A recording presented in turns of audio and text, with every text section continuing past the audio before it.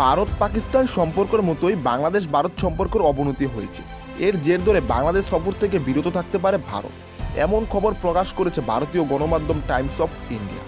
তাছাড়া Asia cup ভবিষ্যৎ নিয়েও সংশয় প্রকাশ করেছে গণমাধ্যমগুলো, জানিয়েছে নাও হতে পারে এবারের এশিয়া কাপ। চূড়ান্ত সূচি অনুযায়ী আগামী আগস্টে ভারত দল বাংলাদেশে আসার কথা। ঢাকা ও চট্টগ্রামে খেলবে 3টি টি-20 এবং 3টি ওয়ানডে। তবে সরকার পরিবর্তনের পর ভারতের সাথে সম্পর্কের অবনতি হয় নিশ্চিত নয় বিসিসিআই ভারত দল বাংলাদেশে পাঠাবে কিনা।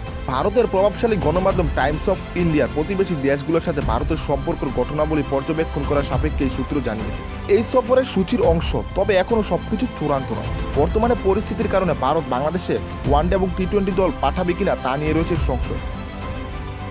তবে সকল সংখ্যা উড়িয়ে দিল বিসিবি, বললেন ভারত ও বাংলাদেশ সিরিজ আয়োজনে ইতিবাচক সাড়া পেয়েছে বাংলাদেশ ক্রিকেট বোর্ড বিসিবি।